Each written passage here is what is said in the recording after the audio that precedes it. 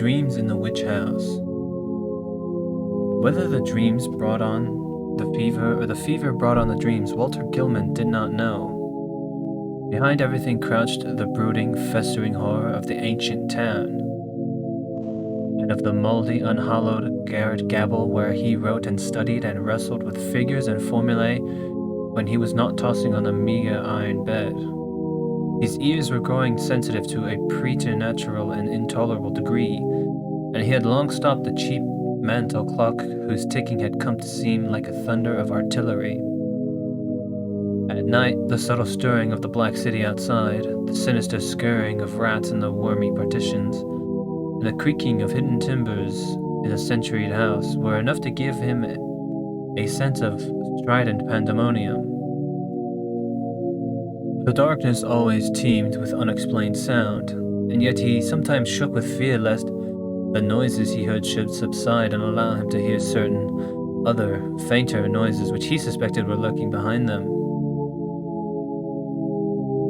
He was in the changeless, legend-haunted city of Arkham, with its clustering gambrel roofs that sway and sag over attics where witches hid from the king's men in the dark olden days of the province. Nor was any spot in that city more steeped in macabre memory than the gabble room which harbored him. For it was this house and this room which had likewise harbored old Keziah Mason, whose flight from Salem Gaol at the last no one was ever able to explain. That was in 1692. The gaoler had gone mad and babbled of a small, white-fanged furry thing which scudded out of Keziah's cell, and not even Cotton Mather could explain the curves and angles smeared on the grey stone walls with some red sticky fluid.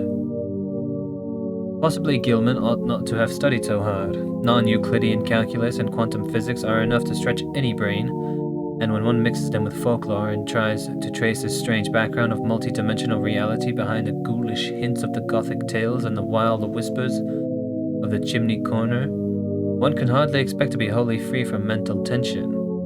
Gilman came from Haverhill, but it was only after he had entered college in Arkham that he began to connect his mathematics with the fantastic legends of elder magic.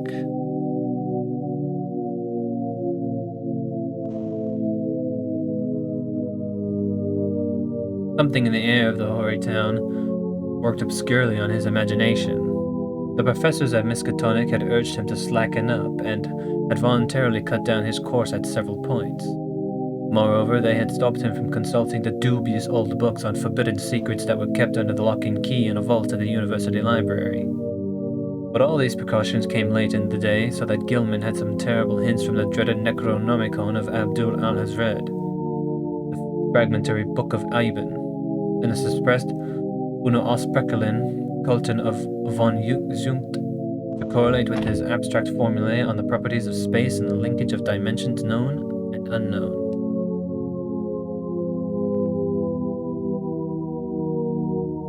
He knew his room was in the old witch house. That, indeed, was why he had taken it. There was much in Essex County records about Keziah Mason's trial, and what she had admitted under pressure to the court of Oyer and Terminer had fascinated Gilman beyond all reason. She had told Judge Hathorne of lines and curves that could be made to point out directions leading through the walls of space to other spaces beyond, and had implied that such lines and curves were frequently used at certain midnight meetings in the dark valley of the White Stone beyond Meadow Hill, and on the unpeopled island in the river. She also spoke of the Black Man, of her oath, and of her new secret name of Nahab. Then she had drawn those devices on the walls of her cell and vanished. Gilman believed strange things about Keziah, and had felt a queer thrill on learning that her dwelling was still standing after more than 235 years. When he heard that the hushed Arkham whispers about Keziah's persistent presence in the old house and the narrow streets, about the irregular human tooth marks left on certain sleepers in that house and other houses, about the childish cries heard near May Eve and Hollow Mass, about the stench often noted in the old house's attic just after those dreaded seasons, and about the small, furry, sharp-toothed thing which haunted the mouldering structure and the town and nuzzled people curiously in the black hours before dawn. He resolved to live in the place at any cost. A room was easy to secure, but the house was unpopular, hard to rent, and long given over to cheap lodgings. Gilman could not have told what he expected to find there, but he knew he wanted to be in the building where some circumstance had more or less suddenly given a mediocre old woman of the 17th century an insight into mathematical depths beyond perhaps the utmost modern delvings of Planck, Heisenberg, Einstein, and de Sitter. He studied the timber and plaster walls for traces of cryptic designs at every accessible spot where the paper had peeled, and within a week managed to get the eastern attic room where Keziah was held to have practiced her spells. It had been vacant from the first, for no one had ever been willing to stay there long, but the Polish landlord had grown wary about renting it, yet nothing whatsoever happened to Gilman till about the time of the fever. No ghostly Keziah flitted through the somber walls and chambers, no small furry thing crept into his dismal eyrie to nuzzle him, and no record of the witch's incantations rewarded his constant search. Sometimes he would take walks through shadowy tangles of unpaved, musty-smelling lanes where eldritch brown houses of unknown age leaned and tottered and leered mockingly through narrow, small-paned windows. Here he knew strange things had happened once, and there was a faint suggestion behind the surface that everything of that monstrous past might not, at least in the darkest, narrowest, and most intricately crooked alleys, have utterly perished. He also rowed out twice to the ill-regarded island in the river, and made a sketch of the singular angles described by a moss-grown rose, of grey standing stones whose origin was so obscure and immemorial.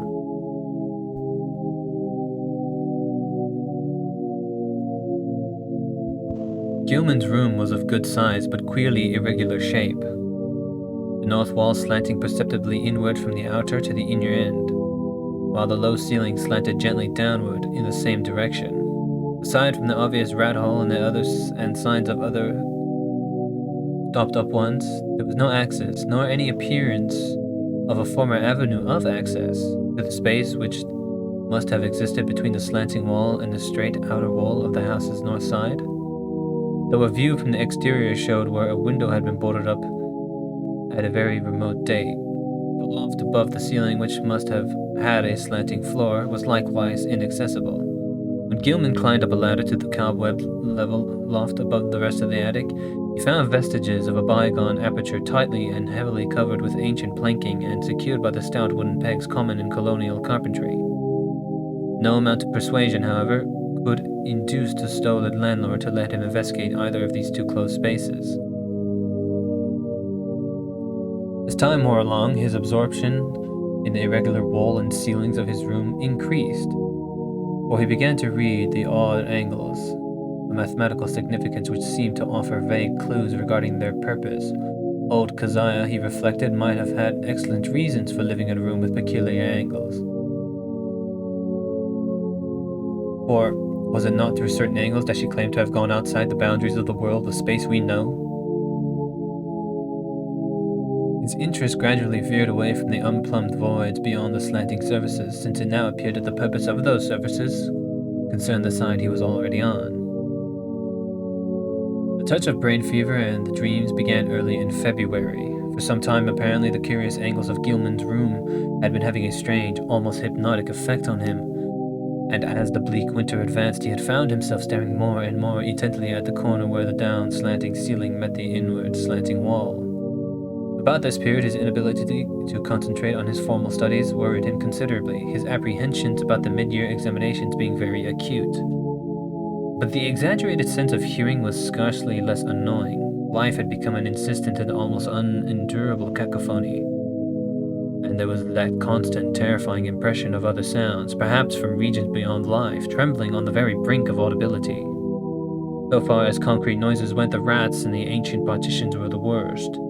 Sometimes their scratching seemed not only furtive but deliberative. When it came from beyond the slanting north wall, it was mixed with a sort of dry rattling, and when it came from the century-closed loft above the slanting ceiling, Gilman always braced himself as if expecting some horror which only bided its time before descending to engulf him utterly. The dreams were wholly beyond the pale of sanity, and Gilman felt that they must be a result jointly of his studies in mathematics and in folklore. He had been thinking too much about the vague regions which his formulae told him must lie beyond the 3 dimensions we know, and about the possibility that old Keziah Mason, guided by some influence past all conjecture, had actually found the gate to those regions. The yellowed county records containing her testimony and that of her accusers were so damnably suggestive of things beyond human experience, and the descriptions of the darting little furry object which served as her familiar were so painfully realistic, despite their incredible details. That object, no larger than a good-sized rat and quaintly called by the townspeople Brown Jenkin, seemed to have been the fruit of a remarkable case of sympathetic herd delusion, for in 1692 no less than 11 persons had testified to glimpsing it. There were recent rumors, too, with a baffling and disconcerting amount of agreement. Witnesses said it had long hair, and the shape of a rat, but that its sharp-toothed, bearded face was evilly human, while its paws were like tiny human hands. It took messages betwixt old Keziah and the devil, and was nursed on witch's blood, which it sucked like a vampire. Its voice was a kind of loathsome tither, and it could speak all languages. Of all the bizarre monstrosities in Gilman's dreams, nothing filled him with greater panic and nausea than this blasphemous and diminutive hybrid, whose image flitted across his vision in a form of 1,000-fold more hateful than anything his waking mind had deduced from the ancient records and the modern whispers. Gilman's dreams consisted largely in plunges through limitless abysses of inexplicably colored twilight and baffling disordered sound. Abysses whose material and gravitational properties and whose relation to his own entity he could not even begin to explain. He did not walk, or climb, fly, or swim, crawl, or wriggle, yet always experienced a mode of motion partly voluntary and partly involuntary. Of his own condition he could not judge well, but sight of his arms, legs, and torso seemed always cut off by some odd disarrangement of perspective, but he felt that his physical organization and faculties were somehow marvelously transmuted and obliquely projected, though not without a certain grotesque relationship to this normal proportions and properties. The abysses were by no means vacant, being crowded with indescribable angled masses of alien-hued substance, some of which appeared to be organic, while others seemed inorganic. A few of the organic objects tended to awake vague memories in the back of his mind, though he could form no conscious idea of what they mockingly resembled or suggested. In the later dreams he began to distinguish separate categories into which the organic objects appeared to be divided, and which seemed to involve in each phase a radically different species of conduct pattern and basic motivation. Of these categories, one seemed to him to include objects slightly less illogical and irrelevant in their emotions than the members of other categories. All the objects, organic and inorganic alike, were totally beyond description and even comprehension.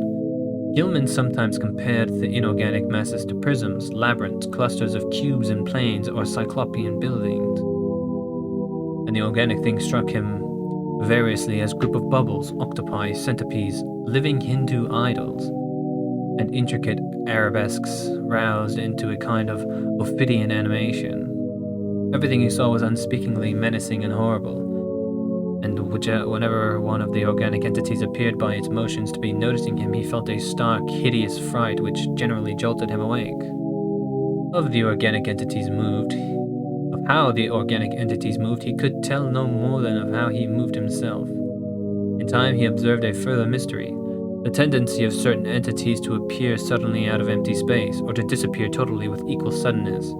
The shrieking, roaring confusion of sound which permeated the abysses was past all analysis as to pitch, timbre, or rhythm. It seemed to be synchronous with vague visual changes all in the indefinite objects, organic and inorganic alike. Gilman had a constant sense of dread that it might rise to some unbearable degree of intensity during one or another of its obscure, relentlessly inevitable fluctuations.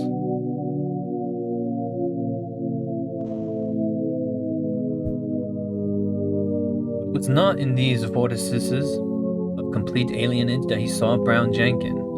That shocking little horror was reserved for certain lighter, sharper dreams which assailed him just before he dropped into the fullest depths of sleep. He would be lying in the dark, fighting to keep awake when a faint lambent glow would seem to shimmer around the centuried room, showing in a violent mist the convergence of angled planes which had seized his brain so insidiously. The horror would appear to pop out of the rat hole in the corner and patter towards him over the sagging, wide-planked floor with evil expectancy in its tiny, bearded human face. But mercifully, this dream always melted away before the object got close enough to nuzzle him. It had hellishly long, sharp canine teeth. Gilman tried to stomp up the rat hole every day, but each night the real tenants of the partitions would gnaw away the obstruction, whatever it might be. Once he had the landlord nail tin over it, but the next night the rats gnawed a fresh hole, making which they pushed or dragged out of the room a curious little fragment of bone. Gilman did not report his fever to the doctor, for he knew he could not pass the examinations if ordered to the college infirmary when every moment was needed for cramming. As it was, he failed in Calculus D and Advanced General Psychology, though not without hope of making up lost ground before the end of the term. It was in March when the fresh element entered his lighter preliminary dreaming, and the nightmare shape of Brown Jenkin began to be accompanied by the nebulous blur which grew more and more to resemble a bent old woman. This addition disturbed him more than he could account for, but finally he decided that it was like an ancient crone whom he had twice actually encountered in the dark tangle of lanes near the abandoned wharves. On those occasions, the evil, sardonic, and seemingly unmotivated stare of the beldam had sent him almost shivering, especially the first time, when an overgrown rat darting across a shadowed mouth of a neighboring alley had made him think irrationally of Brown Jenkin. Now, he reflected, those nervous fears were being mirrored in his disordered dreams.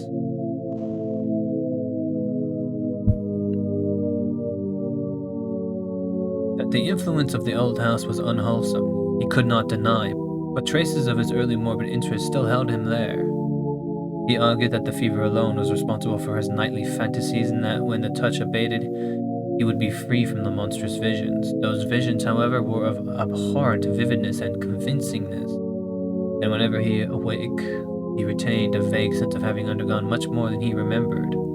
He was hideously sure that in unrecalled dreams he had talked with both Brown Jenkin and the old woman, and that they had been urging him to go somewhere with them and to meet a third being of greater potency.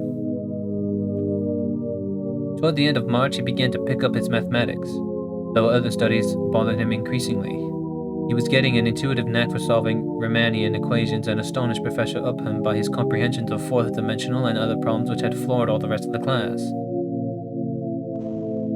One afternoon there was a discussion of possible freakish curvatures in space, and a theoretical point of approach or even contact between our part of the cosmos and various other regions as distant as the farthest stars or the transgalactic gulfs themselves, or even as fabulously remote as the tentatively conceivable cosmic units beyond the whole Einsteinian space-time continuum. Gilman's handling of this theme filled everyone with admiration, even though some of his hypothetical illustrations caused an increase in always plentiful gossip about his nervousness and solitary eccentricity.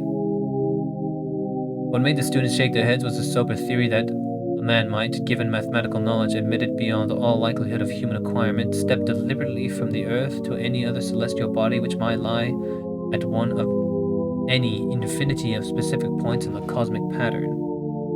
He said, such a step would require only two stages. First, a passage out of the three-dimensional sphere we know, and second, a passage back to the three-dimensional sphere at another point, perhaps one of infinite remoteness.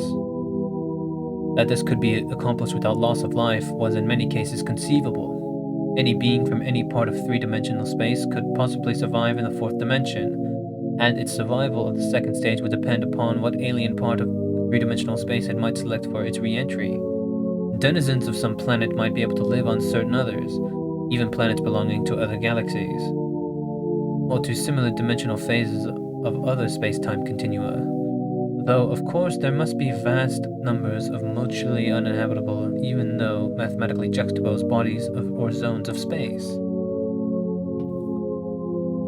It was also possible that the inhabitants of a given dimensional realm could survive entry to many unknown and incomprehensible realms of additional or indefinitely multiplied dimensions, be they within or outside the given space-time continuum, and that the converse would likely be true. This was a matter for speculation, though one could be fairly certain that the type of mutation involved in the passage from any given dimensional plane to the next higher plane would not be destructive of biological integrity as we understand it. Gilman could not be very clear about his reasons for the last assumptions, but his haziness here was more than overbalanced by his clearness on other complex subjects. Professor Upham especially liked his demonstration of the kinship of higher mathematics to certain phases of magical lore transmitted down the ages from an inevitable antiquity, human or pre-human, whose knowledge of the cosmos and its laws was greater than ours. Around the 1st of April, Gilman worried considerably because his slow fever did not abate. He was also troubled by what some of the fellow lodgers said about his sleepwalking. It seemed that he was often absent from his bed, and that the creaking of his floor at certain hours of the night was remarked by the man in the room below. This fellow also spoke of hearing the tread of shod feet in the night, but Gilman was sure he must have been mistaken in this, since shoes as well as other apparel were always precisely in place in the morning. He could develop all sorts of auroral delusions in this morbid little house. But did not Gilman himself, even in daylight, now feel certain that noises other than rat scratchings came from the black void beyond the slanting walls and above the slanting ceiling? His pathologically sensitive ears began to listen for faint footfalls in the immemorially sealed loft overhead, and sometimes the illusion of such things was agonizingly realistic. However, he knew that he had actually become somnambulist, for twice at night his room had been found vacant, though with all his clothing in place. Of this he had been assured by Frank Elwood, the one fellow student whose poverty forced him to room in this squalid and unpopular house. Elwood had been studying in the small hours and had come up for help on a differential equation, only to find Gilman absent.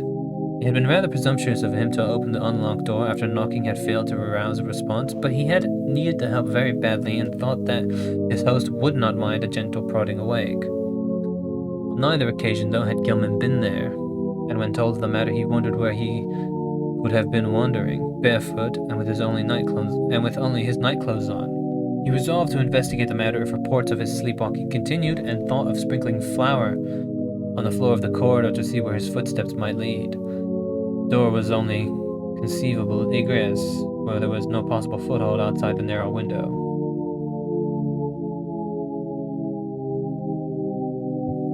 As April advanced, Gilman's fever-sharpened ears were disturbed by the whining prayers of a superstitious loom-fixer named Joe Muzerwicks,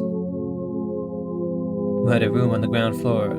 Muzerwicks had long told rambling stories about the ghost of old Keziah and the furry, sharp-fanged, nuzzling thing, and had said he was so badly haunted at times that only his silver crucifix, given him for the purpose by Father Iwanicki of Saint Stanislaus Church, could bring him relief. Now he was praying because the witch's Sabbath was drawing near. May Eve was Walpurgis night, when hell's blackest evil roamed the earth and all the slaves of Satan gathered for nameless rites and deeds. It was always a very bad time in Arkham, even though the fine folks of the Miskatonic Avenue and High and Dalton-style streets pretended to know nothing about it. There would be bad doings, and a child or two would probably be missing.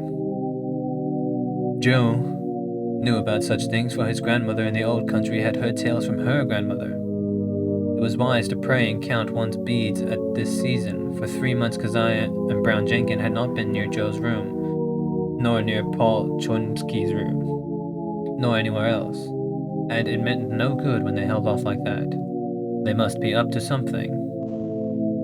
Gilman dropped in at the doctor's office on the 16th of the month and was surprised to find his temperature was not as high as he had feared. The physician questioned him sharply and advised him to see a nerve specialist. On reflection, he was glad he had not consulted the still more inquisitive college doctor, old Waldron, who had curtailed his activities before, would have made him take a rest, an impossible thing now that he was so close to great results in his equations. He was certainly near the boundary between the known universe and the fourth dimension, and who could say how much farther he might go? But even as these thoughts came to him, he pondered at the source of these strange confidence. Did all of this perilous sense of imminence come from the formulae on the sheets he covered day by day? The soft, stealthy, imaginary footsteps in the sealed loft above were unnerving, and now too there was a growing feeling that somebody was constantly persuading him to do something terrible which he could not do. How about the somnambulism? Where did he go sometimes in the night? And what was that faint suggestion of sound which once in a while seemed to trickle through the maddening confusion of identifiable sounds even in broad daylight and full wakefulness?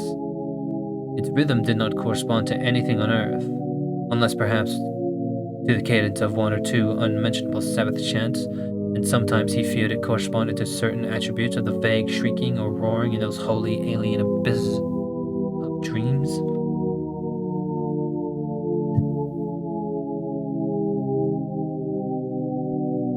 The dreams were meanwhile getting to be atrocious. In the lighter preliminary phase, the evil old woman was now of fiendish distinctiveness, and Gilman knew she was one who had frightened him in the slums. Her bent back, long nose, and shriveled chin were unmistakable, and her shapeless brown garments were like those he remembered. The expression on her face was one of hideous malevolence and exultation, and when he awakened he could recall a croaking voice that persuaded and threatened him. He must meet the Black Man and go with them to the throne of Azathoth at the center of ultimate chaos. That was what she said. He must sign in his own blood the Book of Azathoth and take a new secret name now that his independent delvings had gone so far. What kept him from going with her and Brown Jenkin and the other to the throne of chaos with a thin flute pipe mindlessly was the fact that he had seen the name Azathoth in the Necronomicon and knew it stood for a primal evil too horrible for description. The old woman always appeared out of thin air near the corner where the downward slant met the inward slant. He seemed to crystallize at a point closer to the ceiling than to the floor. And every night, she was a little nearer and more distinct before the dream shifted. Brown Jenkin, too, was always a little nearer at the last, and its yellowish white fangs glistened shockingly in that unearthly violet phosphorescence. Its shrill, lonesome tittering stuck more and more in Gilman's head, and he could remember in the morning how it pronounced the words Azathoth and Nyarlathotep.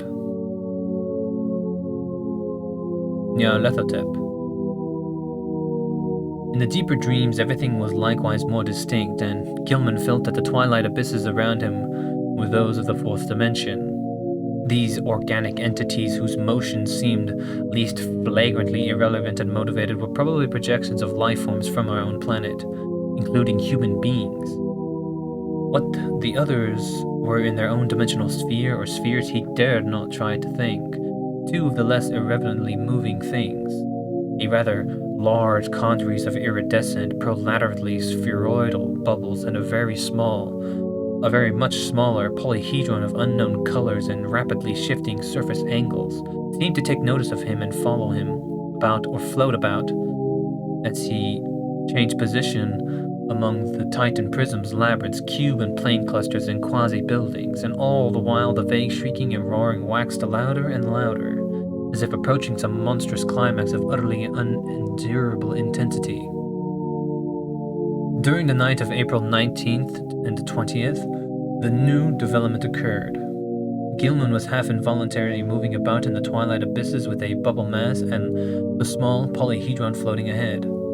He noticed the peculiarly regular angles formed by the edges of some gigantic neighboring prism clusters.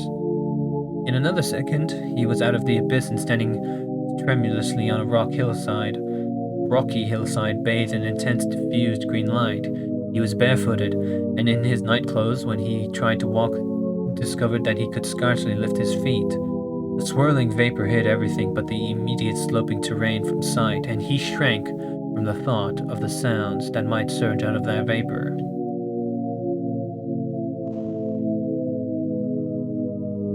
Then he saw the two shapes laboriously crawling toward him, the old woman and the little furry thing. The crone strained up to her knees and managed to cross her arms in a singular fashion, while Brown Jenkin pointed in a certain direction with a horribly anthropoid forepaw, which it raised with evident difficulty. Spurred by an impulse he did not originate, Gilman dragged himself forward along a course determined by the angle of the old woman's arms and the direction of the small monstrosity's paw. Before he had shuffled 3 steps, he was back in the twilight abysses. Geometrical shapes seethed around him, and he fell dizzily and intermittently. At last he woke in his bed at the crazily angled garret of the eldritch old house. He was good for nothing that morning, and stayed away from all his classes. Some unknown attraction was pulling his eyes in a seemingly irrelevant direction, while he could not help staring at a certain vacant spot on the floor. As the day advanced, the focus of his unseeing eyes changed position, and by noon he had conquered the impulse to stare at vacancy. About 2 o'clock he went out for lunch, and as he threaded the narrow lanes of the city, he found himself turning always to the southeast. Only an effort halted him at a cafeteria in Church Street, and after the meal he felt his unknown pulse still more strongly. He would have to consult a nerve specialist after all. Perhaps there was a connection with his somnambulism, but meanwhile he might at least try to break the morbid spell himself. Undoubtedly he could still manage to walk away from the pole, so with great resolution he headed against it and dragged himself deliberately north along Garrison Street. By the time he had reached the bridge over the Miskatonic, he was in a cold perspiration, and he clutched at the iron railings as he gazed upstream at the ill-regarded island whose regular lines of ancient standing stones brooded sullenly in the afternoon sunlight. Then he gave a start. There was a clearly visible living figure on that desolate island, and a second glance told him it was certainly the strange old woman whose sinister aspect had worked itself so disastrously into his dreams. The tall grass near her was moving, too, as if some other living beings were crawling close to the ground.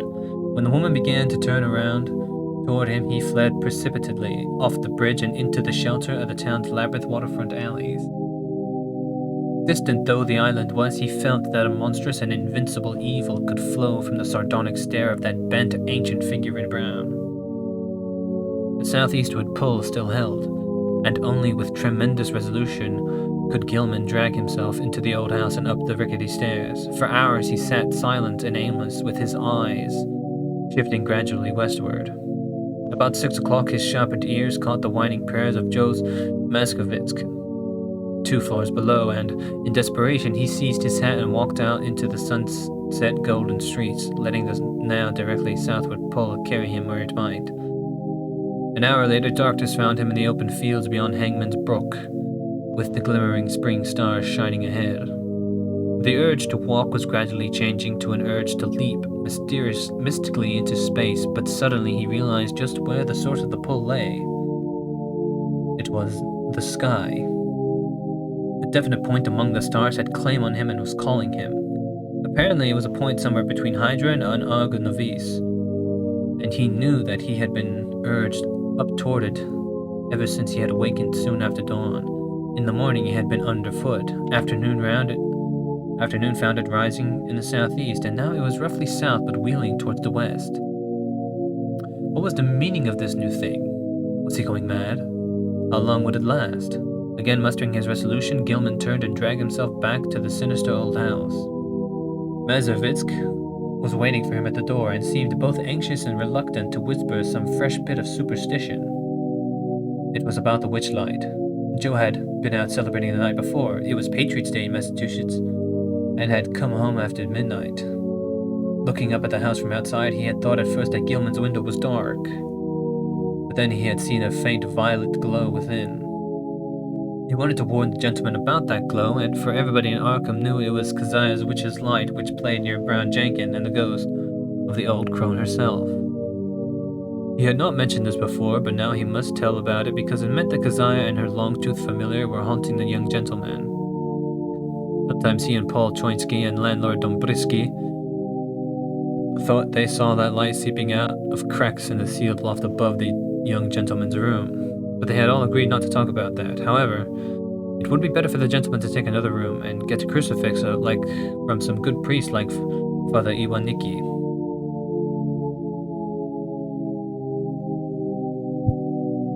As the man rambled on, Gilman felt a nameless panic clutch at his throat. He knew that Joe must have been half drunk when he came home the night before, yet his mention of a violet light in the garret window was of frightful import. It was a lambent glow of this sort which always played about the old woman and the small furry thing in those lighter, sharper dreams which prefaced his plunge into unknown abysses. And the thought that a wakeful second person could see the dream luminance was utterly beyond St. Harborage. Yet where had the yellow fellow got such an odd notion? Had he himself talked as well as walked around the house in his sleep? No, Joe said he had not, but he must check upon this. Perhaps Frank Elwood could tell him something, though he hated to ask. Fever, wild dreams, somnambulism, illusions of sound, the pull toward a point in the sky, and now a suspicion of insane sleep-talking. He must stop studying, see a nerve specialist, and take himself in hand. When he climbed to the second story, he paused at Elwood's door but saw that the other youth was out. Reluctantly, he continued up to his garret room and sat down in the dark.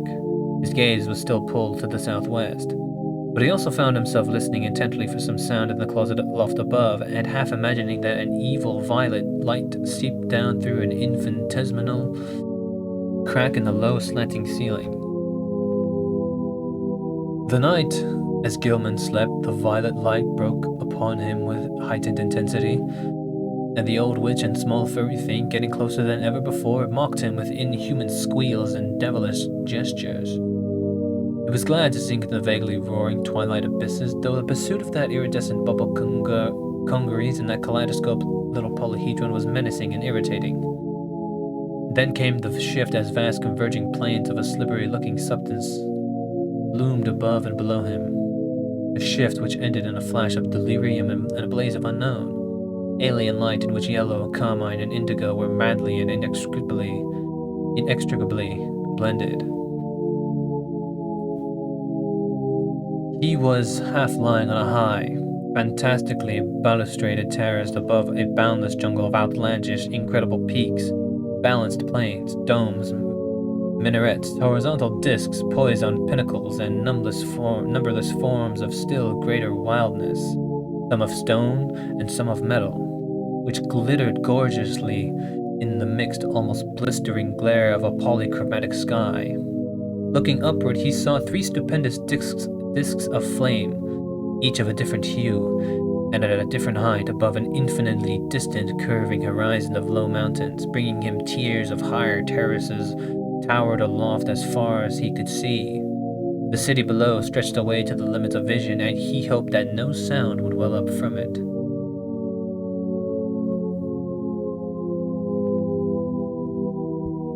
The pavement from which he easily raised himself was of a veined, polished stone beyond his power to identify, and the tiles were cut in bizarre angled shapes which struck him as less asymmetrical than based on some earthly symmetry whose laws he could not comprehend. The balustrade was chest-high, delicate, and fantastically wrought, while along the rail were ranged at short intervals little figures of grotesque design and exquisite workmanship.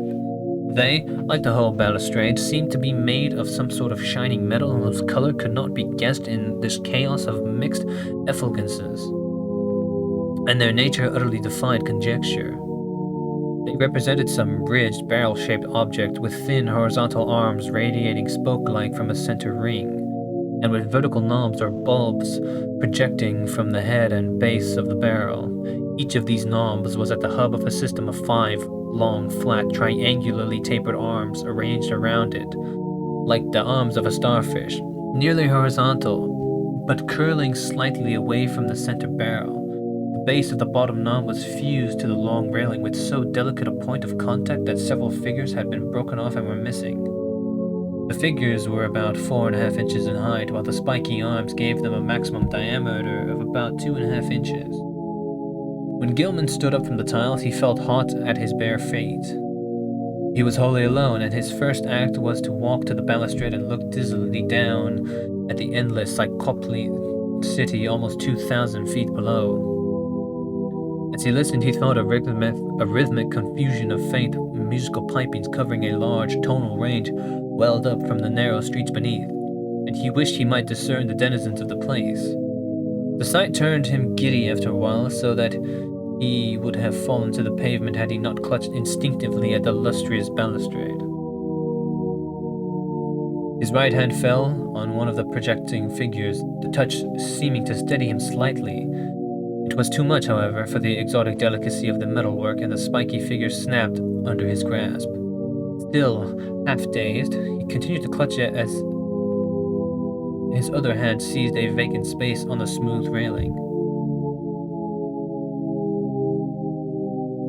But now his oversensitive ears caught something behind him. He looked back across the level terrace. Approaching him softly there, without apparent furtiveness, were 5 figures, 2 of which were the sinister old woman and the fanged, furry little animal. The other 3 were what sent him unconscious, for they were living entities of about 8 feet high, shaped precisely like the spiky images on the balustrade, and propelling themselves by a spider-like wriggling of their lower set of starfish arms. Gilman awakened in his bed, drenched by a cold perspiration and with a smarting sensation on his face, hands, and feet. Springing to the floor, he washed and dressed in frantic haste, as if it were necessary for him to get out of the house as quickly as possible.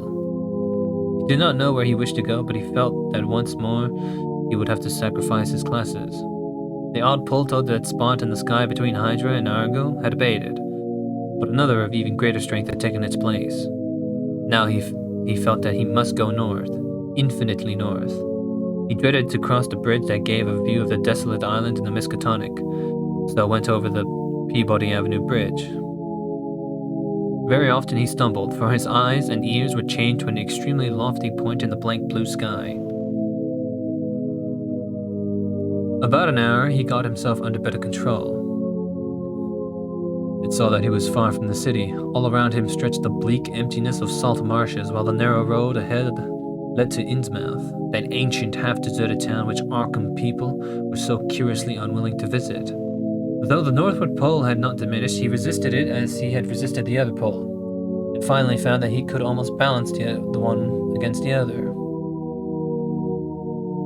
Plodding back down to town and getting some coffee at a soda fountain, he dragged himself into the public library and browsed aimlessly among the lighter magazines. Once he met some friends who remarked how oddly sunburned he looked, but he did not tell them of his walk. At 3 o'clock he took some lunch at a restaurant, noting meanwhile that the pull had either lessened or divided itself. After that he killed some time at a cheap cinema show, seeing the inane performance over and over again without paying any attention to it. About 9 at night he drifted homeward and stumbled into the ancient house. Joe Mazovitz was whining unintelligible prayers, and Gilman hastened up to his own garret chamber without pausing to see if Elwood was in. It was when he turned on the feeble electric light that the shock came. At once, he saw there was something on the table which did not belong there. A second look left no room for doubt. Lying on its side, for it could not stand up alone, was the exotic spiky figure which in his monstrous dream he had broken off the fantastic balustrade. No detail was missing. The ridged, barrel-shaped center, the thin, radiating arms, the knobs at each end, and the flat, slightly outward, curving starfish arms spreading from those knobs. All were there. In the electric light, the color seemed to be of a kind of iridescent gray veined with green, and Gilman could see amidst his horror and bewilderment that one of the knobs ended in a jagged break corresponding to its former point of attachment to the dream railing.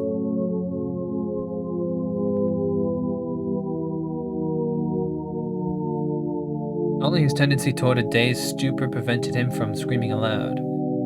This fusion of dream and reality was too much to bear. Still dazed, he clutched at the spiky thing and staggered downstairs to landlord Dombrowski's quarters. The whining prayers of the superstitious loom fixture were still sounding through the moldy halls. But Gilman did not mind them now. The landlord was in and greeted him pleasantly. No, he had not seen that thing before and did not know anything about it, but his wife had said she found a funny tin thing in one of the beds when she fixed the rooms at noon, and maybe that was it. Dombrowski called her, and she waddled in. Yes, that was the thing. She had found it in the young gentleman's bed on the side next to the wall. It had looked very queer to her, but of course the young gentleman had lots of queer things in his room. Books and curios and pictures and markings of paper. She certainly knew nothing about it. So Gilman climbed upstairs again in a mental turmoil, convinced that he was either still dreaming or that his somnambulism had run to incredible extremes and led him to depredations in unknown places. Where had he got this auteur from? This outer thing. He did not recall seeing it in any museum in Arkham. It must have been somewhere, though, and the sight of it, as he snatched it in his sleep, must have caused the odd dream picture of the balustraded terrace. Next day he would make some very guarded inquiries and perhaps see the nerve specialist. Meanwhile, he would try to keep track of his somnambulism. As he went upstairs and across the garret hall, he sprinkled about some flour which he had borrowed, with a frank admission as to its purpose from the landlord. He had stopped at Elwood's door on the way, but had found all dark within. Entering his room, he placed a spiky thing on the table and lay down in complete mental and physical exhaustion without pausing to undress. From the closed loft above the slanting ceiling, he thought he heard a faint scratching and patting, but he was too disorganized even to mind it. Our cryptical pull from the north was getting very strong again, though it seemed now to come from a lowly place in the sky.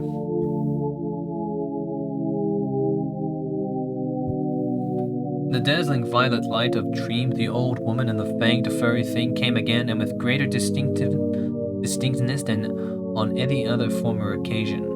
This time they actually reached him, and he felt the crone's withered claws clutching at him. He was pulled out of the bed and into empty space, and for a moment he heard a rhythmic roaring and saw the twilight amorphousness of the vague abysses seething around him. But that moment was very brief, for presently he was in a crude, windowless little space with rough beams and planks rising to a peak just above his head, and with a curious slanting floor underfoot. Propped level on that floor were low cases full of books of every degree of antiquity and disintegration, and in the center were a table and bench, both apparently fastened in place. Small objects of unknown shape and nature were ranged on the tops of the cases, and in flaming violet light Gilman thought he saw a counterpart to the spiky image which he had puzzled him so horribly. On the left of the floor fell abruptly away, leaving a black triangular gulf out of which, after a second's dry rattling, there presently climbed the hateful little furry thing with the yellow fangs and a bearded human face. The evilly grinning beldame still clutched him. Beldame. And beyond the table stood a figure he had never seen before. A tall, lean man of dead black coloration, but without the slightest sign of negroid features.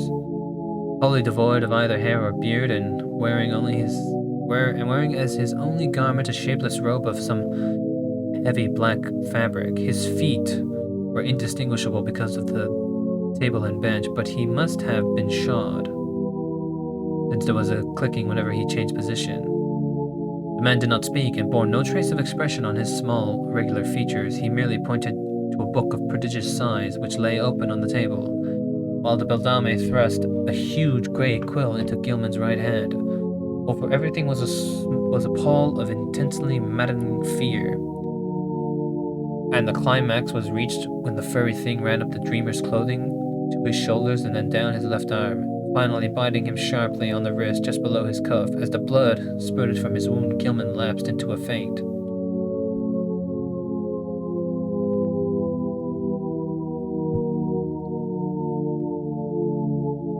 He awakened on the morning of the 22nd with a pain in his left wrist, and saw that his cuff was brown with dried blood.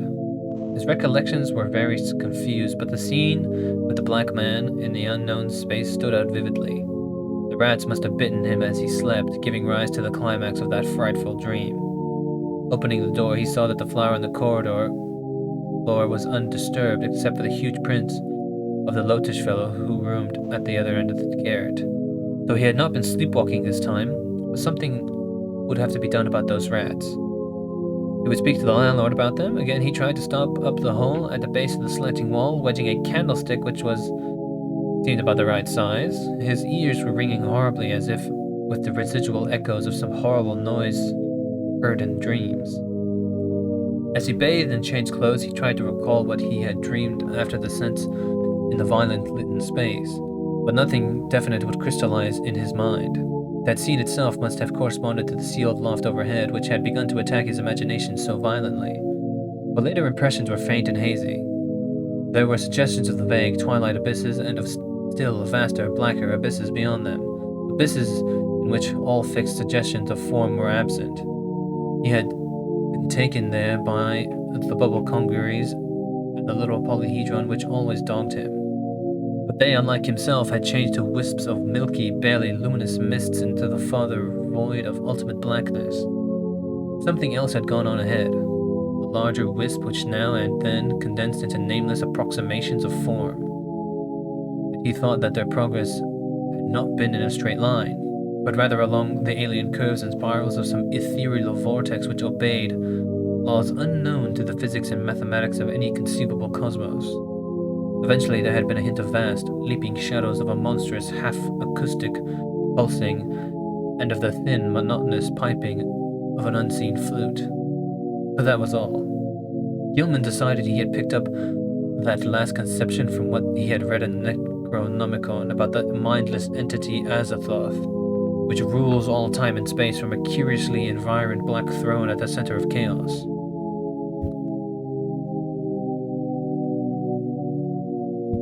When the blood was washed away from the wrist, the wound proved very slight, and Gilman puzzled over the location of the tiny 2 punctures.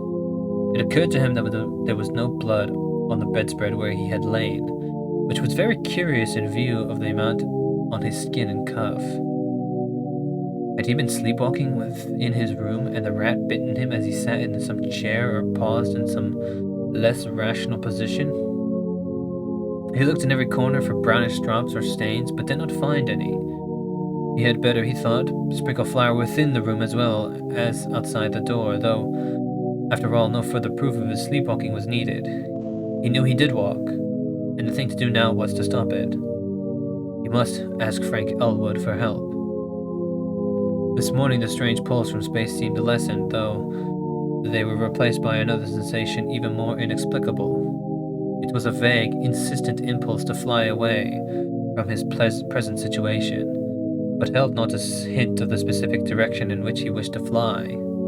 As he picked up the strange spiky image on the table, he thought the older northward pull grew a trifle stronger, but even so, it was wholly overruled by the newer and more bewildering urge. He took the spiky image down to Elwood's room, steeling himself against the whines of the loom fixture which welled up from the ground floor. Elwood was in, thank heaven, and appeared to be stirring about. There was time for a little conversation before leaving for breakfast in college, so Gilman hurriedly poured forth an account of his recent dreams and fears. His host was very sympathetic and agreed that something ought to be done. He was shocked by his guest's drawn, haggard aspect and noticed the queer, abnormal-looking sunburn which others had remarked during the past week. There was not much, though, that he could say. He had not seen Gilman on any sleepwalking expedition, and had no idea what the cursed image could be. He had, though, heard of the French-Canadian who lodged just under Gilman talking to Mazovitz one morning. They were telling each other how badly they dreaded the coming of Walpurgis Night, now only a few days off, and were exchanging pitying comments about the poor, doomed young gentleman. Dressrokers, the fellow under Gilman's room, had spoken of nocturnal footsteps both shod and unshod, and of the violet light he saw one night when he had stolen fearfully up to peer through Gilman's keyhole. He had not dared to peer, he told Mazovitz, after he had glimpsed that light through the cracks around the door. There had been soft talking, too, and as he began to describe it, his voice had sunk to an inaudible whisper.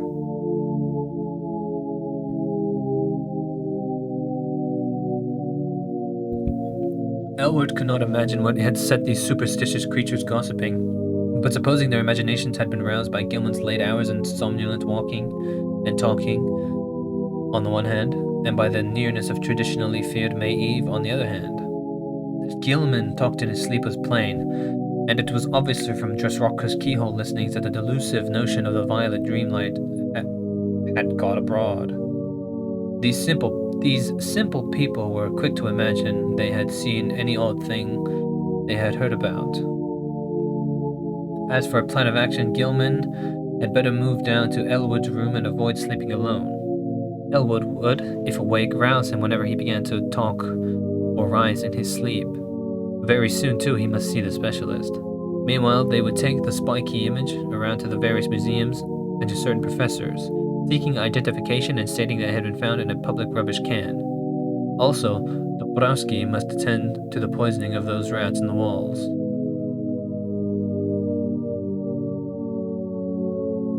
Braced up by Elwood's companionship, Gilman attended classes that day. Strange urges still tugged at him, but he could sidetrack them with considerable success. During a free period, he showed the queer image to several professors, all of whom were intensely interested, though none of them could shed any light upon its nature or origin. That night he slept on a couch which Elwood had the landlord bring to the second-story room, and for the first time in weeks was wholly free from disquieting dreams. But the feverish still hung on, and the whines of the loom fixture were an unnerving influence. During the next few days, Gilman enjoyed an almost perfect immunity from morbid manifestations. He had, Elwood said, showed no tendency to talk or rise in his sleep, and meanwhile the landlord was putting rat poison everywhere. The only disturbing element was the talk among the superstitious foreigners, whose imaginations had become highly excited. Maskovitz was always trying to make him get a crucifix, and finally forced one upon him, which he said had been blessed by the good Father Iwanaki. Desrockers, too, had something to say. In fact, he insisted that cautious steps had sounded in the now vacant room above him on the first and second nights of Gilman's absence from it. Polchoinsky thought he heard sounds in the halls and on the stairs at night, and claimed that his door had been softly tried, while Mrs. Dombrowski vowed she had seen Brown Jenkin for the first time since All Hallows. But such naive reports could mean very little, and Gilman let the cheap metal crucifix hang idly from a knob on his host's dresser. For 3 days, Gilman and Elwood canvassed the local museums in an effort to identify the strange, spiky image, but always without success. In every quarter, however, interest was intense, for the utter alienage of the thing was a tremendous challenge to scientific curiosity. One of the small radiating arms was broken off and subjected to chemical analysis, and the result is still talked about in college circles. Professor Ellery found platinum, iron, and tellurium in the strange alloy, but mixed with these were at least 3 other apparent elements of high atomic weight which chemistry was absolutely powerless to classify. Not only did they fail to correspond with any known element, they did not even fit the vacant places reserved for probable elements in the periodic system. The mystery remains unsolved to this day, though the image is on exposition at the Museum of Miskatonic University. On the morning of April 27th, a fresh rat hole appeared in the room where Gilman was a guest, but Dombrowski tinned it up during the day. The poison was not having much effect, for scratchings and scurrying in the walls were virtually undiminished. Elwood was out late that night, and Gilman waited up for him. He did not wish to go to sleep in a room alone, especially since he thought he had glimpsed in the evening twilight the repellent old woman whose image had become so horribly transferred to his dreams. He wondered who she was, and what had been near her rattling the tin can in a rubbish heap at the mound of a squalid courtyard. The crone had seemed to notice him and leer evilly at him, though perhaps this was merely his imagination. The next day both youths felt very tired, and knew they would sleep like logs when night came. In the evening they drowsily discussed the mathematical studies which had so completely and perhaps harmfully engrossed Gilman, and speculated about the linkage with ancient magic and folklore which seemed so darkly probable. They spoke of the old Keziah Mason, and Elwood agreed that Gilman had good scientific grounds for thinking she might have stumbled on strange, significant information. The hidden cults to which these witches belonged often guarded and handed down surprising secrets from elder, forgotten aeons. It was by no means impossible that Keziah had actually mastered the art of passing through dimensional gates. Tradition emphasizes the usefulness of material barriers and halting a witch's motions. And who can say what underlies the old tales of broomstick brides through the night?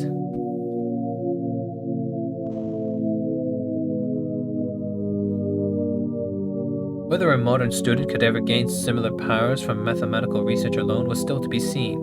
Success, Gilman added, might lead to dangerous and unthinkable situations.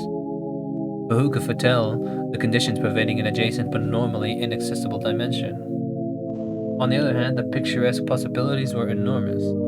Time could not exist in certain belts of space, and by entering and remaining in such a belt, one might preserve one's life and age indefinitely, never suffering organic metabolism or deterioration except for slight amounts incurred during visits to one's own or similar planes. One might, for example, pass into a timeless dimension and emerge at some remote period of Earth's history as young as before. Whether anybody had managed to do this, one could hardly conjecture with any degree of authority. Old legends are hazy and ambiguous, and in historic times, all attempts at crossing forbidden gaps seemed complicated by strange and terrible alliances with beings and messengers from outside. There was the immemorial figure of the deputy or messenger of hidden and terrible powers, the Black Man of the Witch Cult, and the Nyarlathotep of the Necronomicon.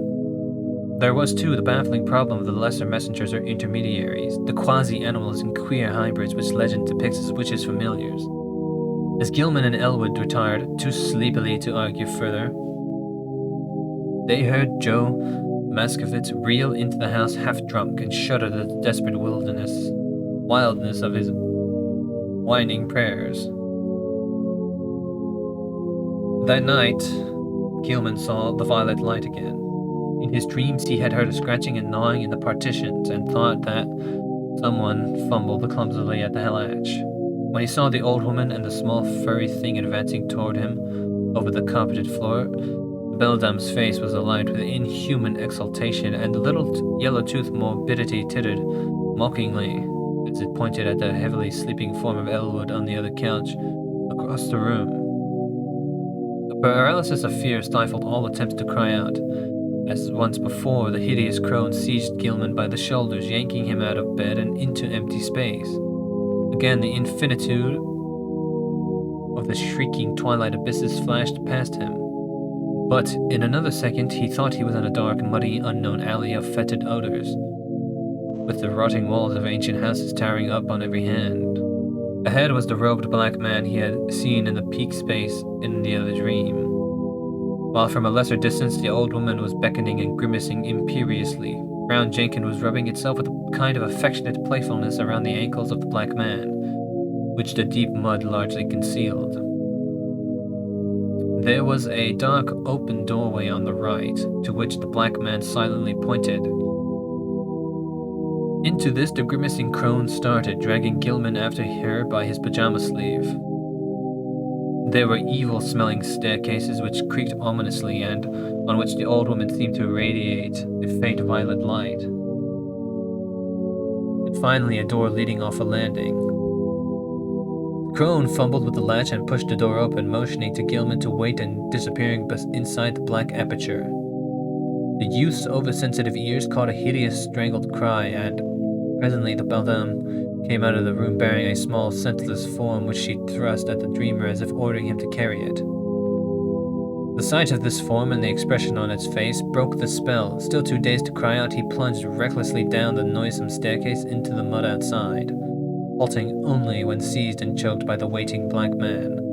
As consciousness departed, he heard the faint, shrill tittering of the fanged, rat-like abnormality.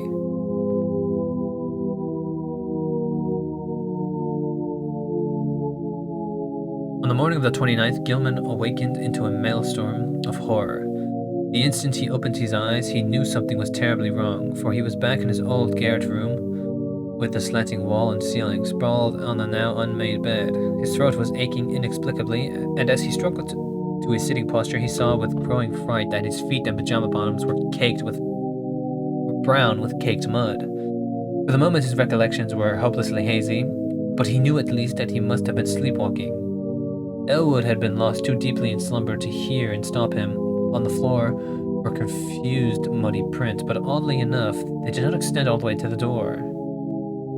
The more Gilman looked at them, the more peculiar they seemed, for in addition to those he could recognize as his There were some smaller, almost round markings, such as the legs of a large chair or table might make, except that most of them tended to be divided into halves.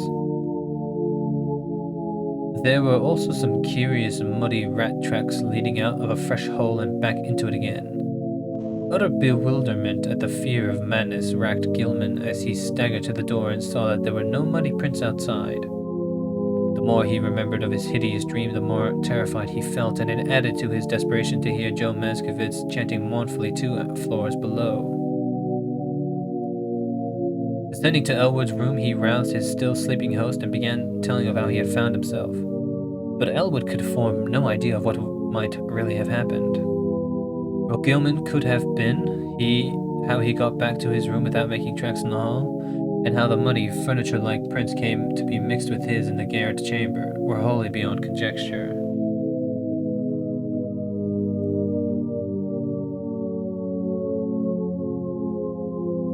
Then there were those dark, livid marks on his throat, as if he had tried to strangle himself.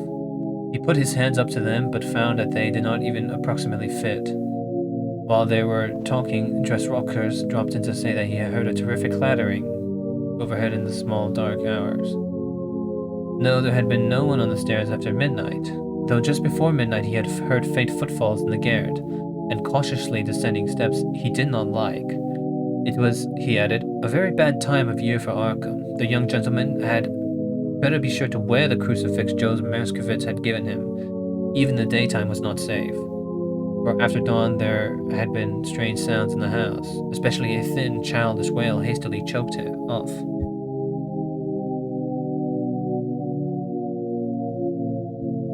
Gilman mechanically attended classes that morning, but was wholly unable to fix his mind on his studies. A mood of hideous apprehension and expectancy had seized him, and he seemed to be awaiting the fall of some annihilating blow. At noon, he lunched at the university spa, picking up a paper from the next seat as he waited for dessert, but he never ate the dessert, for an item on the paper's first page left him limp, wild-eyed, and only able to pay his check and stagger back to Elwood's room.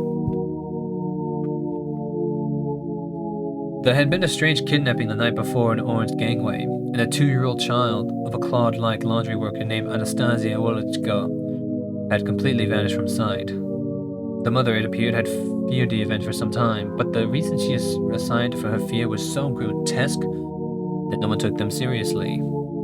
She had, she said, seen Brown Jenkins about the place now and then ever since early March, and knew from its grimaces and titterings that little Ladislas must be marked for sacrifice at the awful Sabbath of the Walpurgis night. She had asked her neighbor, Mary Kdanik, to sleep in the room and try to protect the child, but Mary had not dared. She could not tell the police, for they never believed such things. Children had been taken that way every year since she could remember, and her friend, Pete Tavaki, would not help because he wanted the child out of the way anyhow.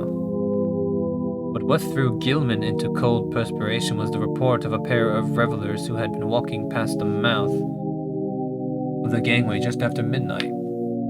They admitted they had been drunk, but both vowed they had seen a crazily dressed trio fervently entering the dark passageway. There had, they said, been a huge robed Negro, a little old woman in rags, and a young white man in his nightclothes.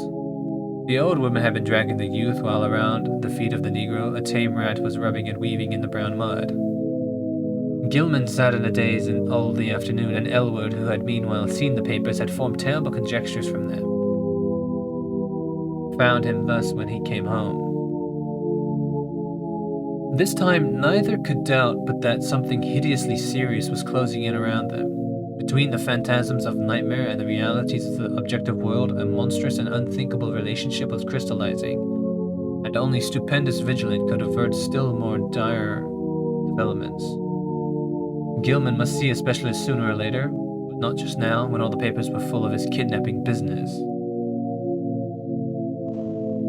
Just what had really happened was maddeningly obscure, and for a moment both Gilman and Elwood exchanged whispered theories of the wildest kind. Had Gilman unconsciously succeeded better than he knew in his studies of space and its dimensions? Had he actually slipped outside our sphere to points unguessed and unimaginable? Where, if anywhere, had he been on those nights of demonic alienage? The roaring twilight abysses, the green hillside, the blistering terrors, the pull from the stars, the ultimate black vortex, the black man, the muddy alley and the stairs, the old witch and the fanged furry horror, the bubble congeries and the little polyhedron, the strange sunburn, the wrist wound, the unexplained image, the muddy feet, the throat marks, the tales and fears of the superstitious foreigners. What did this all mean? To what extent could the laws of sanity apply to such a case? There was no sleep for either of them that night, but the next day they both cut classes and drowsed. This was April 30th, and with the dusk would come the hellish Sabbath time which all foreigners and the superstitious old folks feared. Maskovich came home at 6 o'clock and said people at the mill were whispering about the Walpurgis revels would be held in the dark ravine beyond Meadow Hill, where the old white stone stands in a place queerly void of all plant life. Some of them had even told the police and advised them to look there for the missing Wolekjo child, but they did not believe anything would be done. Joe insisted that the poor young gentleman wear his nickel-chained crucifix, and Gilman put it on and dropped it inside his shirt to humor the fellow. Late at night, the two youths sat drowsing on their chairs, lulled by the rhythmical praying of the loom fixer on the floor below. Gilman listened as he nodded. His preternaturally sharpened hearing seemed to strain for some subtle, dreaded murmur beyond the noises in the ancient house. Unwholesome recollections of things in the Necronomicon and the Black Book welled up. But he found himself swaying so infandous rhythms said to pertain to the blackest ceremonies of the Sabbath and to have an origin outside the time and space we comprehend.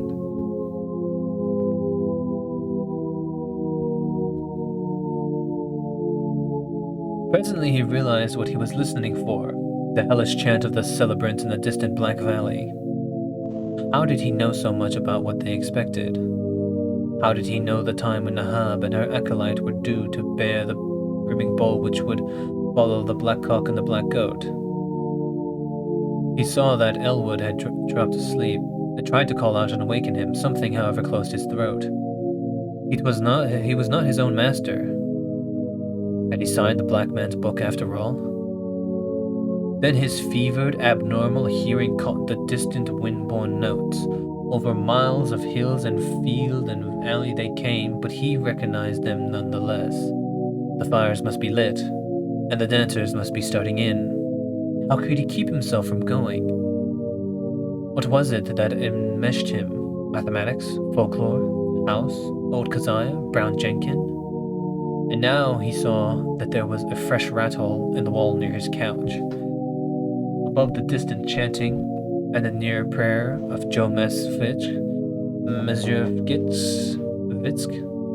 came another sound, a stealthy, determined scratching in the partitions.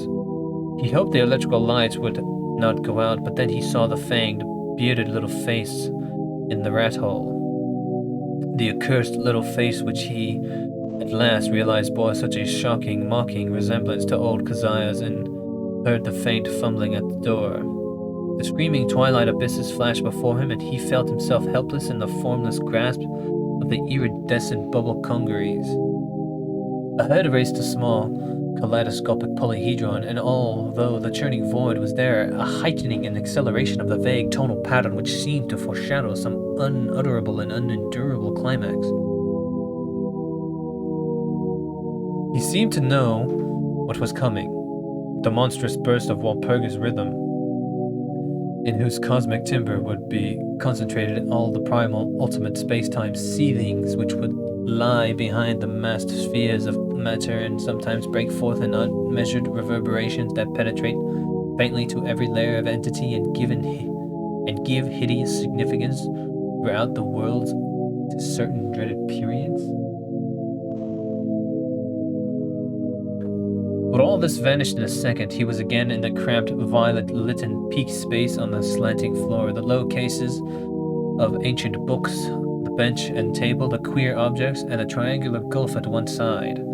On the table lay a small white figure, an infant boy, unclothed and unconscious.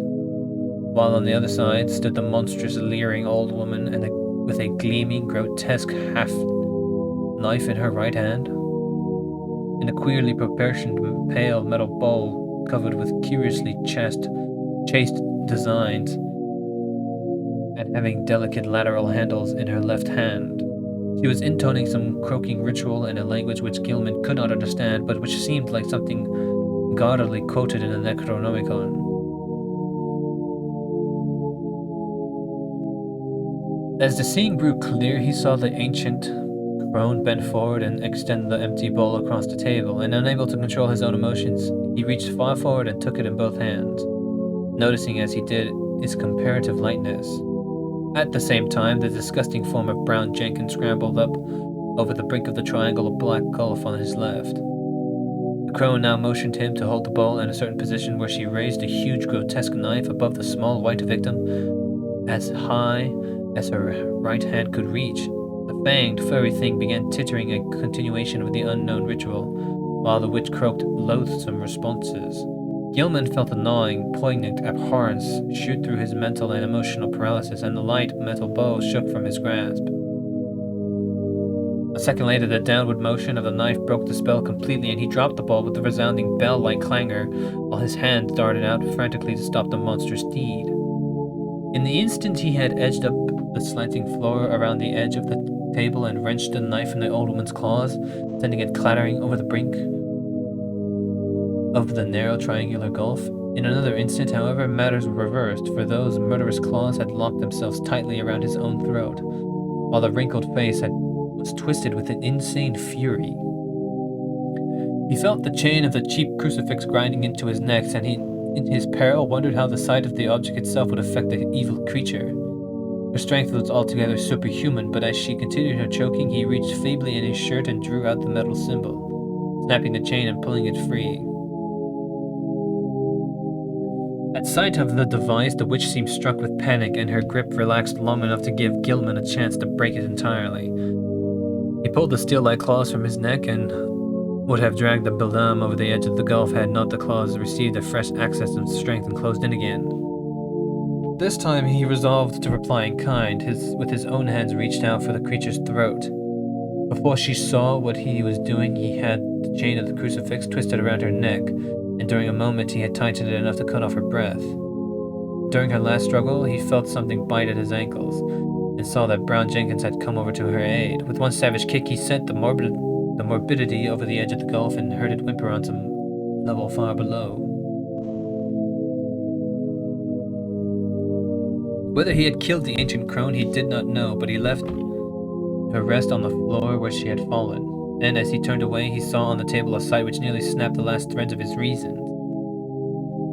Brown Jenkins, tough of sinew, and with 4 tiny hands of demonic dexterity, had been busy while the witch was throttling him.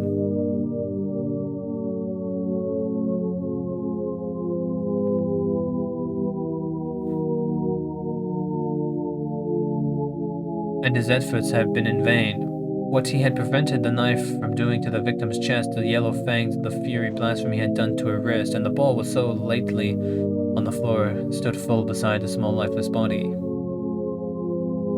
In his dream delirium, Gilman heard this hellish alien rhythm chant of the Sabbath coming from an infinite distance, and he knew the black man must be there.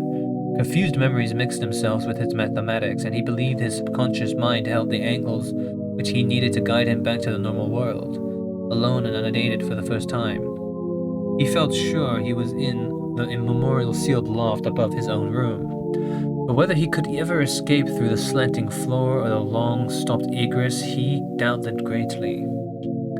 Besides, he would not an escape from the dream loft bring him merely into a dream house, an abnormal projection of the actual place he sought?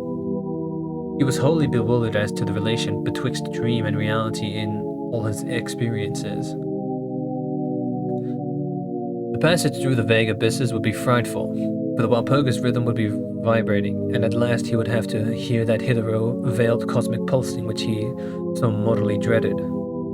Even now he could detect a low, monstrous shaking, whose tempo he suspected all too well. At Sabbath time, it always mounted and reached through the worlds to summon the initiate to nameless rites. Half the chants of the Sabbath were patterned on his faintly overheard, pulsing with no earthly fear could endure in his unveiled spatial fullness. Gilman wondered too whether he could trust his instinct to take him back to the right part of space. How could he be sure he would not land on that green-litten hillside of a far planet, on the tessellated terrace above the city of tentacled monsters somewhat beyond the galaxy? Or in the spiral black vortices of the ultimate void of chaos wherein reigns and mindless Daemon Sultan Azathoth? Just before he made the plunge, the violent light went out and left him in utter blackness. The witch, old Keziah, Nahab, that must have meant her death. And mixed with the distant chant of the Sabbath and the whispers of Brown Jenkin in the gulf below, he thought he heard another and wilder whine from unknown depths. Joe Maskovitz, the prayers against the crawling chaos now turning into an inexplicably triumphant shriek worlds of sardonic actuality impinging on the vortices of verbal dream. La Shub Nigruath, the goat with 1,000 young. They found Gilman on the floor of his queerly angled old garret room long before dawn, for the terrible cry had brought Grskokers and Choinsky and Dobronsky and Maskovitz at once. He had even wakened the soundly sleeping Elwood in his chair. He was alive, and with open, staring eyes, but seemed largely unconscious. On his throat were the marks of murderous hands, and on his left ankle was a distressing rat bite. His clothing was badly rumpled, and Joe's crucifix was missing. Elwood trembled, afraid even to speculate on what new form his friend sleepwalking had taken. Mezjevich seemed half-dazed because of a sign he said he had in response to his prayers, and he crossed himself frantically when the squealing and whimpering of a rat sounded from beyond the slanting partition.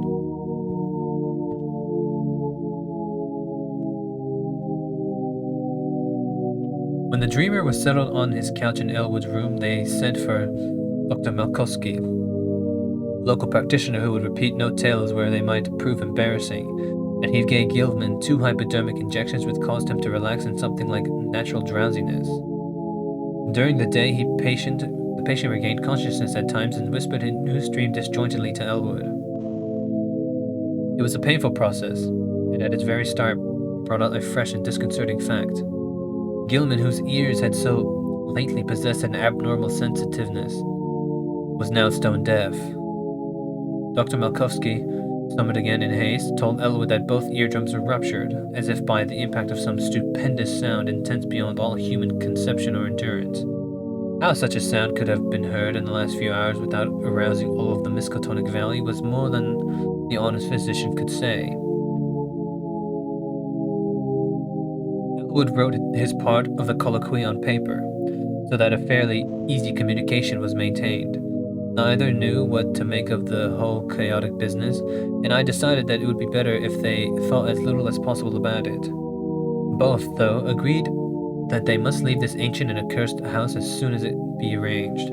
Evening papers spoke of a police raid on some curious revelers in a ravine below Meadow Hill just before dawn, and mentioned that the white stone there was an object of age-long superstition regard. Nobody had been caught, but among the scattering figures had been glimpsed a huge Negro. In another column, it was stated that no trace of the missing child, Ladislas Wolejko, had been found. The crowning horror came that very night. Elwood will never forget it, and was forced to stay out of college the rest of his term because of the resulting nervous breakdown. He had thought he heard rats in the partitions all the evening, but paid little attention to them. Then, long after both he and Gilman had retired, the atrocious shrieking began.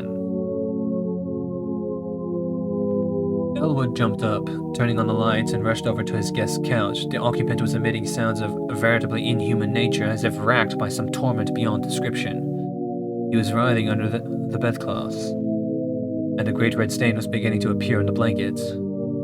Elwood scarcely dared to touch him, but gradually the screaming and writhing subsided. By this time, Dombrowski, Choinsky, Desrokers, Maskovitz, and the top-floor lodger were all crowding into the doorway, and the landlord had sent his wife back to telephone for Dr. Malkowski.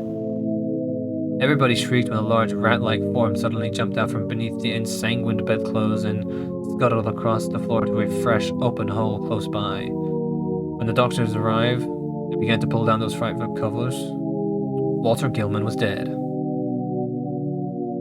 It would be barbarous to do more than suggest what had killed Gilman. There had been virtually a tunnel through his body. Something had eaten his heart out. Dombrowski, frantic at the failure of his constant rat-poisoning efforts, cast aside all thought of his lease and within a week had moved all of his older lodgers to a dingy but less ancient house in Walnut Street. The worst thing for a while was keeping Joe Maskovitz quiet, for the brooding loom fixer would never stay sober and constantly whining and muttering about spectral and terrible things. It seems that on that last hideous night, Joe had stooped to look at the crimson rat tracks which led from Gilman's couch to the nearby hole. On the carpet they were very indistinct, but a piece of open flooring intervened between the carpet's edge and the base board. There Maskovitch had found something monstrous. Or thought he had, for no one else could quite agree with him despite the undeniable queerness of the prints. The tracks on the flooring were certainly vastly unlike the average prints of a rat. But even Choinsky and the Srockers would not admit that they were like the prints of 4 tiny human hands. The house was never rented again. As soon as Dombrowski left it, the pall of its final desolation began to descend. People shunned it both on the account of its old reputation and because of the new fetid odor.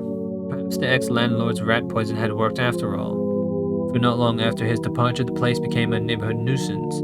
Health officials traced the smell of the closed spaces above and beside the eastern garret room and agreed the number of dead rats must be enormous. They decided, however, that it was not worth their while to hoe open and disinfect the long-sealed spaces. For the fetor would soon be over, and the locality was not one which encouraged fastidious standards. Indeed, there was always vague locale tales of unexplained stenches upstairs in the witch house, just after May Eve and Halloween Mass.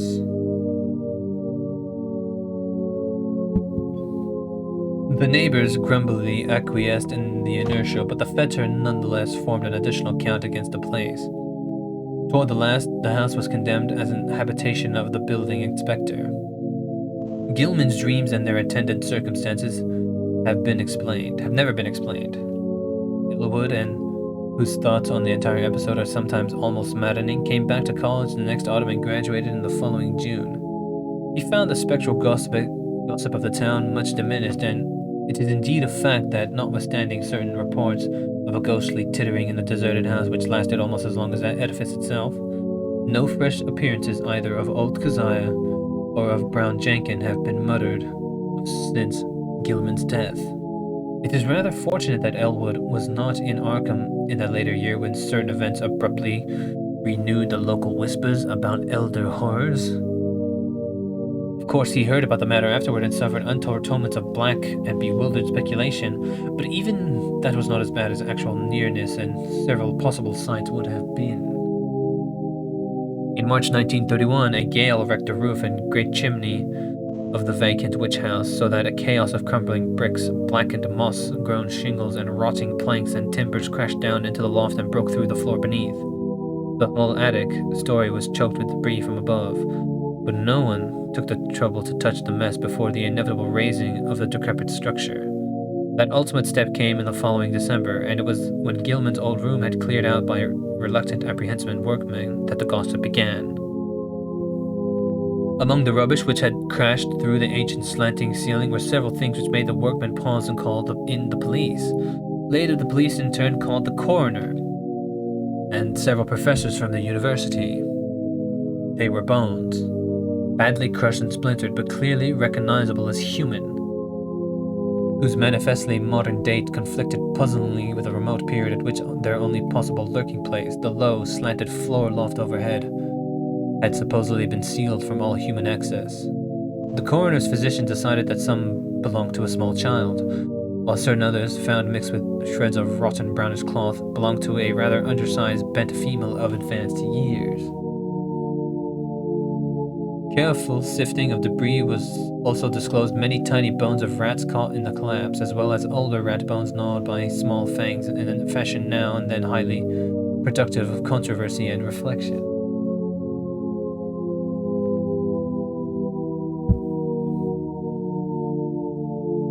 Other objects found included the mingled fragments of many books and papers, together with the yellowish dust left from the total disintegration of still older books and papers. All without exception appeared to deal with black magic in its most advanced and horrible forms. And the evidently recent date of certain items is still a mystery as unsolved as that of the modern human bones. And even greater mystery is the absolute homogeneity of the crabbed, archaic writing found on the wide range of papers whose conditions and watermarks suggest age differences of at least 150 to 200 years. To some, though, the greatest mystery of all is a variety of utterly inexplicable objects. Objects whose shapes, materials, types of workmanship, and purposes baffle all conjecture.